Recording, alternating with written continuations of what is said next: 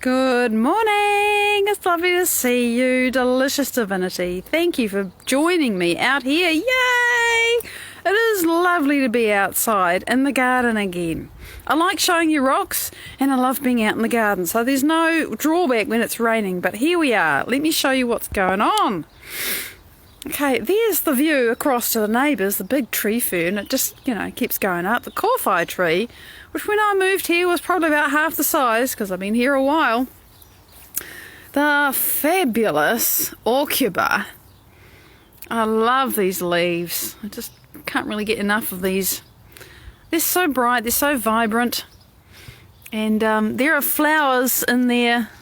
So, see, it's made seeds now. It makes bright red berries later in the season. This is kind of exciting if we just ignore the fact that I need to weed in here. The very first lilies are coming out, and that's always exciting. So, lily time is upon us. And also see more lilies. And we've had rain, so the flowers are a little bit spoiled, but here is a Spanish iris that you can see. It's a wonderful, elegant shape. And I think this is a fresh one. Out this morning. Not sure. Anyway, aren't they beautiful? Now, if we wander back, oh my goodness, I really need to weed in here. Look at this thalictrum. It's just shooting away. These are going to turn into big plumes of flowers. Good morning, Julian. But I love the foliage here. This lovely bright green, and it goes sort of glaucous, sort of blue, but it's glorious. And we have the fuchsia. Just getting up close to the foliage. I'm really fond of the leaves. Never mind the flowers. The flowers are lovely. Look at that. You can see it's been a little bit wet. And what's happening, of course, is the roses. And yeah, you can tell they get chewed, they get rained on, but all the same, this is the compassion rose, and at the moment it looks really good. Roses don't do particularly well in Newlands where I live, but all the same I enjoy them when we have them. This is going to be glorious in autumn. This is a willow gentian, and I love this foliage. It's like it's been quilted. And you can see more potential here. This is all about potentials. Look at the roses. It's going to flower. Because the cherry is not wall-to-wall leaves now, there's more light gets through. And the roses are definitely happier. So we have more rain-damaged buds. But look, it's all going to be flowering soon. And we do have some flowers here. So we'll enjoy those. You have to imagine the scent. But this is a lovely scented rose. So there you go, and this one's about to explode into blossoms. Iceberg always does really well. And we still have magnolia flowers. There's nothing missing. The very last of the cineraria, it's wearing out, right? But that's what happens. Things flower, they come up, they go down. And then there's more. And we have unseasonal Japanese anemones here. Just a couple of them. Because they shouldn't be flowering now, this is the time for them to grow. Oh my God, they're monsters. And I got to prune the Luculia because this is the time to prune it. So you get the idea. Amy, good morning, lovely. Good morning, Andrew. It's great to see you. And welcome to everybody who's here joining me in the garden today. It's so nice to be outside. You can hear the birds. It's a pretty quiet morning. There's almost no wind at all, just a little breeze. So nice to be out here with Gaia. So today I want to talk about this thing that I go on about a lot. Thinking and feeling and acting like we want to be. And there's a particular piece of that which totally confused me. First, many times I heard it. And it's this whole idea of, the sort of facile surface way of talking about it, to say, act like it's already happened. It's like, yeah, but I don't feel like it's already happened. I'm not going to bullshit myself. I've never been able to bullshit myself. I've never been able to fake it until I made it, okay? I don't believe in faking it until I make it. I believe in becoming my future. I believe because I don't believe in it really. I know it works because I understand the science. Good morning, Jen. So, what is the science? How do I take the first bite of this apple? Quantum model of reality, right? How you think and how you feel is your state of being. I am directly quoting my inspiration, Dr. Joe Dispenza here. I need to give him credit because I learned this from him. And your personality, which is your state of being, how you think and how you feel is your state of being. Your state of being is your personality, and your personality creates your personal reality. Now, how does that work? Well, remember, when you think a thought, it has a specific frequency, and that affects what chemistry you have in your body, and that is how you get your feelings, your emotions. And so, the brain, the thought, that is an electrical signal, and it goes out to the universe saying, this is where I'm putting my attention, divine observer. You're going to look through my eyes and see this with me. And here's the feeling that I have about it. And the feeling is literally a magnetic charge, and it draws more of that thought that you had to you. That is quantum physics. This is what actually happens. Because we all know that like resonates with like. If you have two wine goblets that are the same size and you wet your finger and you run it around the rim of one and the other one is reasonably close to the other one, is going to resonate all by itself. You don't touch it. But because it's the same, it resonates in kind. Same, flocks of birds, schools of fish. They know which school of fish they belong to. Things that are the same go together. So your thoughts and your feelings are a very specific electromagnetic signal to the universe, and the universe, this planet, this is a place of absolute free will. And whatever you think and feel, that state of being that you hold, the universe says, okay, master, I'm going to give you that. And if you keep thinking about it, I'm going to give you more of that. This is just what happens, thinking and feeling. So if you want to change what the universe gives to you, you have to change how you're thinking and feeling. And by the way, the doing, the behaving, the acting comes out of that. That's why I'm not talking about that much. So again, how does it work? So if you are thinking of a low frequency thought like, I'm sad, I'm depressed, and you are feeling the feelings of sadness and depression, you are resonating at that frequency. And there's the guy, is it Dawson, oh God, I can never remember his name. One of the names is Dawson, I can't remember the other one. But he actually worked out the different frequencies of the emotions, the emotional scale. And sadness and shame and guilt and all those things, they are low frequencies. And because you're resonating at that, the only things that can really make it into your life are things that match that, like the goblets, like the flocks of birds. If you are resonating at the level of a starling, well, you're going to get more starling stuff in your life. If you're resonating as, a bird of paradise, you're going to get more bird of paradise stuff in your life. It's a frequency. So if you decide, and this is the fun part, of course, and it's not fun at all sometimes, the challenging part, if you decide to change your broadcast, your order to the universal kitchen, if you decide to think a different thought, and oh my God, feel a different feeling from what you're used to feeling, and of course right about there your body starts to rebel, because it's used to feeling the way it's used to feeling, and it knows how to do it, and it doesn't want to go anywhere unknown.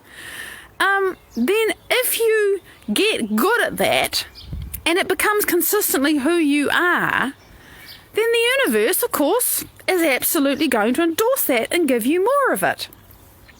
And so, people might say, well, I did this amazing process. I had this amazing session with a healer, and I felt so good afterwards. It was amazing.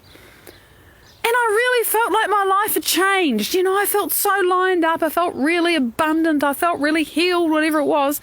But, that was yesterday or last week, and my life hasn't changed. What's going on there? I really thought I made a difference in my life, and nothing's happening. Why the delay? Really is the question that a lot of us ask. Why does it take so bloody long? What's the deal? Well, the first thing is, how long have you been mismanaging your energy in the way that you're accustomed to mismanaging it? How long have you been thinking and feeling in the normal way that you are used to thinking and feeling? Really, just stop and think for a minute. 5 years since that thing happened? And how long have you been... So you've been sending that I'm whatever it is signal to the universe for that long, for 5 years. And how long have you been practicing thinking and feeling, and because of that, behaving a different way? A couple of months. Well, it might take a bit longer. And you know what? It might take a lot longer. And what I've come to understand now is that I really don't care how long it takes.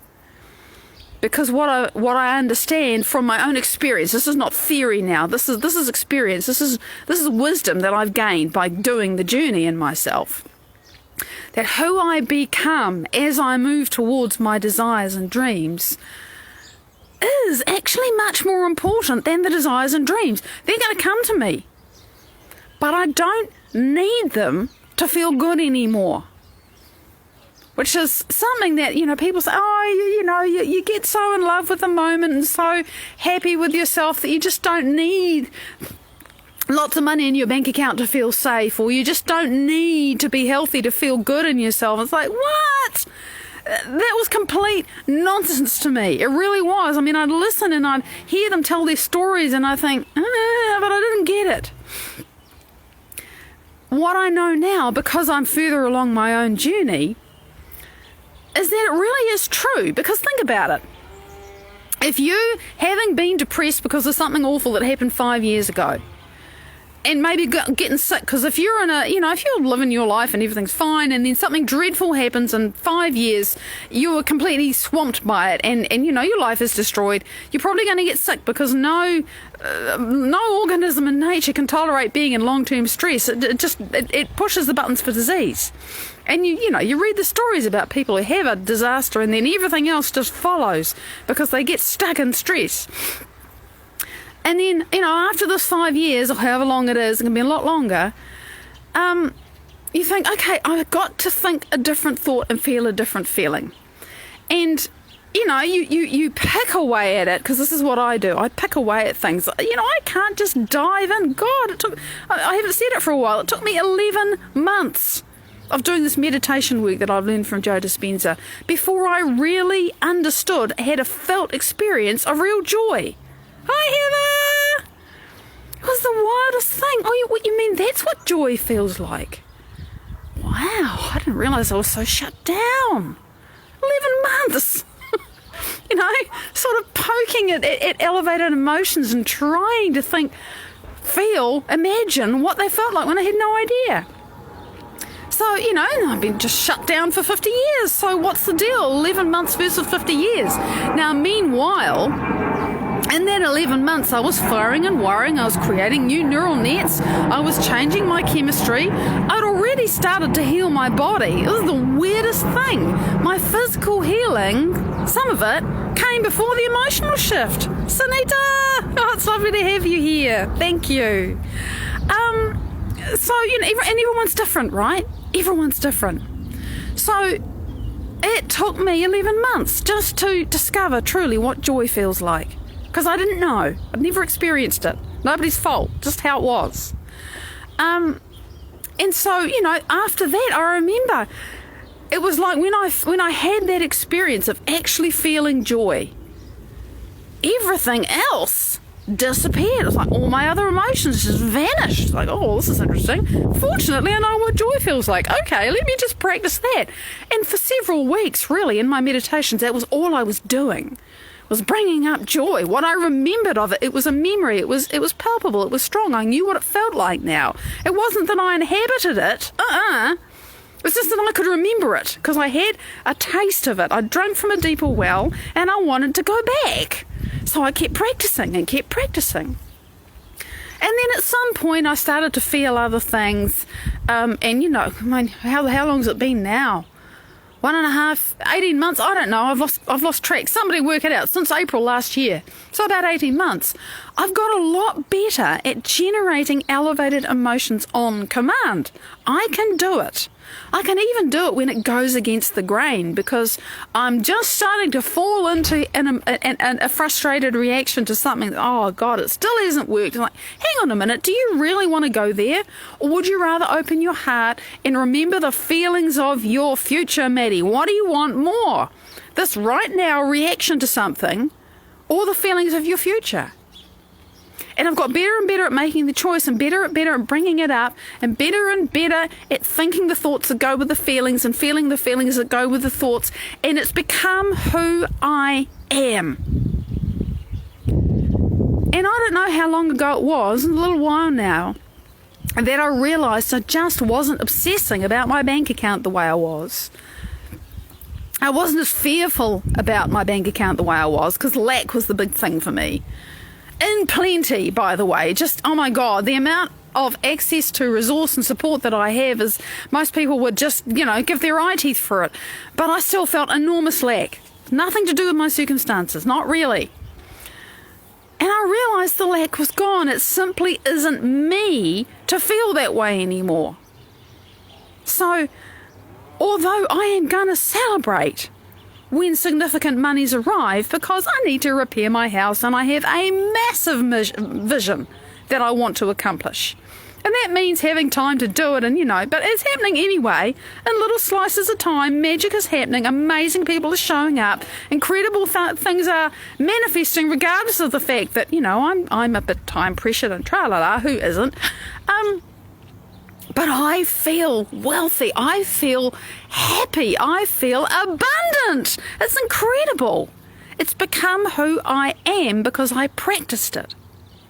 So I no longer need that stuff that I thought I really needed to feel good.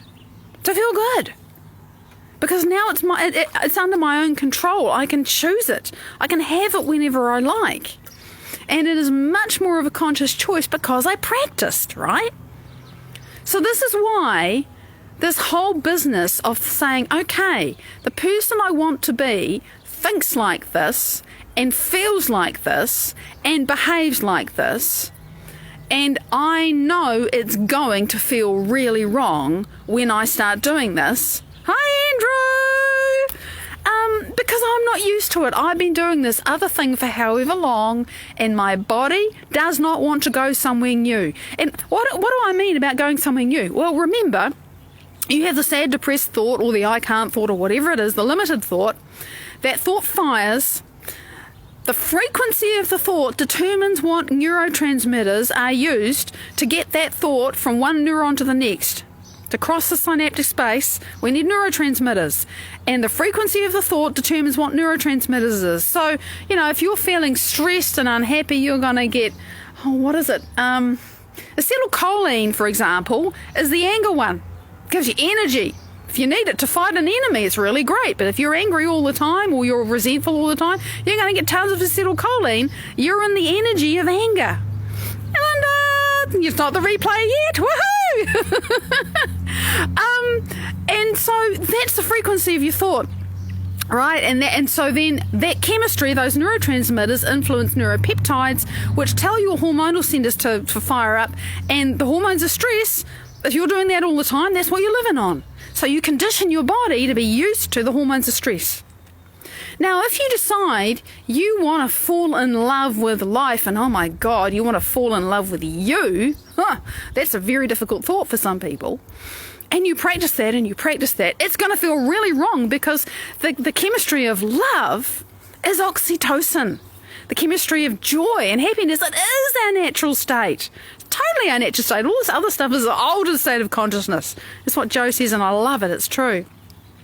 We have to rinse it off. We have to think, hang on a minute, what am I doing to my body with these thoughts and these feelings? The chemistry of joy and love and oxytocin, completely different chemistry. Feels really fabulous, by the way, when it flows. Mothers bond with their babies. Human intimacies, bonding, oxytocin feels really good.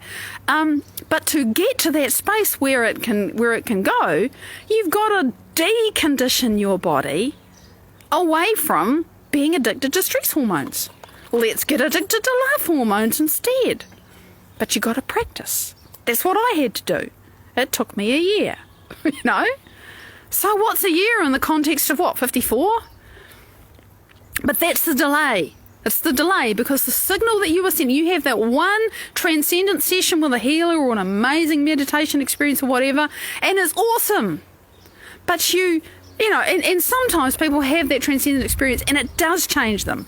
And that happens when the change is so profound and so deep that it rewrites their brain and it rewrites their chemistry. And if they had the right gear on, the right blood test before and after, you'd be able to see the changes in the body.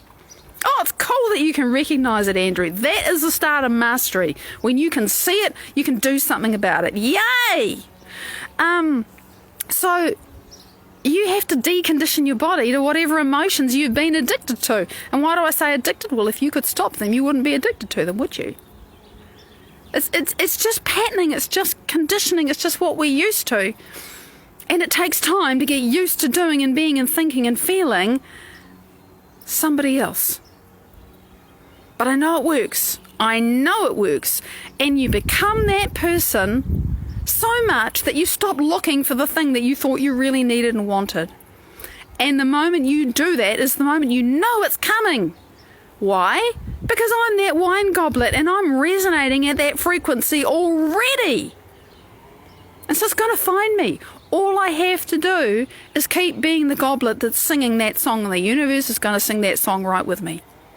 That is how it works. That is the quantum model of reality, and it is physics. It's a fact. It's just we've been convinced that you've got to have the thing outside you to change your state inside you. No, we do it the other way around. I'm pretty sure I'm out of time. Perfect timing. Oh my God, I'm good. Today I'm awesome. And so are you. Thank you so much for joining me out here. It's so nice to be out here. Let me show you a flower before we stop, just because it's nice to have them. There you go. This is the prettiest rose in the garden. Focus, camera. There we go. Isn't it gorgeous? Yeah, it's a bit rain damaged, but it's going to open. It's going to smell good. Thank you, delicious divinity, for sharing yourself with me. I'll see you tomorrow. Bye-bye.